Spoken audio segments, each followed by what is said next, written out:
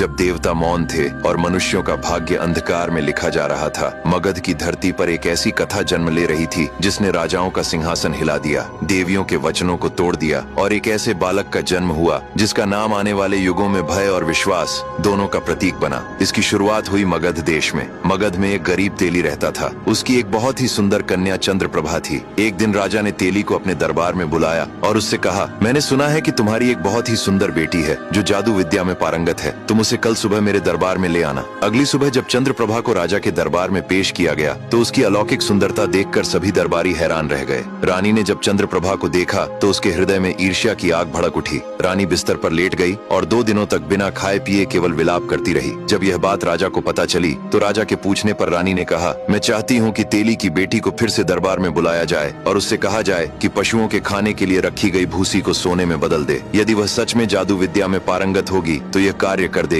और यदि वह ऐसा न कर सकी तो उसे झूठ बोलने के दंड में फांसी दे दी जाए। यह सुनकर राजा बहुत हैरान हुआ, लेकिन रानी के आगे उसकी एक न चली। अगली सुबह चंद्रप्रभा को महल में बुलाया गया। राजा के आदेश पर उसे एक बड़े कक्ष में ले जाया गया। चंद्रप्रभा को छोटे मोटे जादू का ज्ञान तो था, लेकिन उसमें इतनी शक्ति कहाँ थी कि वह भूसी को सोने में बदल सके। वह अपने दुर्भाग्य को कोसते हुए फूट फूट कर रोने लगी और रोते रोते ही सो गई। आधी रात के समय अचानक कक्ष की दीवार कांपने लगी और एक जोरदार आवाज के साथ दीवार फट गई। उसी में से एक अत्यंत सुंदर यक्षिणी प्रकट हुई। उसने चंद्रप्रभा को जगाया और कहा, तुम्हारी दुख भरी पुकार मेरे लोक तक पहुंच गई और मैं स्वयं को यहाँ आने से रोक न सकी। मैं इस पूरे कक्ष को सोने से भर दूंगी, लेकिन इसके बदले मुझे तुमसे कुछ चाहिए। चंद्रप्रभा ने विनती करते हुए कहा, हे देवी, कृपया बताइए आपको मुझसे क्या चाहिए। यक्षिणी बोली, कल तुम्हारा विवाह राजा से होगा और ठीक 1 वर्ष बाद तुम्हें एक पुत्र की प्राप्ति होगी। वही पुत्र मुझे चाहिए। भय और विवशता में चंद्रप्रभा ने यक्षिणी की शर्त स्वीकार कर ली। पल भर में यक्षिणी ने पूरे कक्ष को चमकते हुए सोने से भर दिया और अदृश्य हो गई। अगली सुबह जब कक्ष का द्वार खोला गया तो पूरा कमरा सोने से जगमगा रहा था। यह दृश्य देखकर राजा अत्यंत प्रसन्न हुआ। उसने चंद्रप्रभा की सुंदरता और इस चमत्कार से प्रभावित होकर उससे विवाह करने का निश्चय कर लिया। राजा और चंद्रप्रभा का विवाह बड़े धूमधाम से संपन्न हुआ। ठीक 1 वर्ष बाद उनके यहाँ एक तेजस्वी पुत्र का जन्म हुआ। अब आगे की कहानी जानने के लिए देखिए अगला भाग।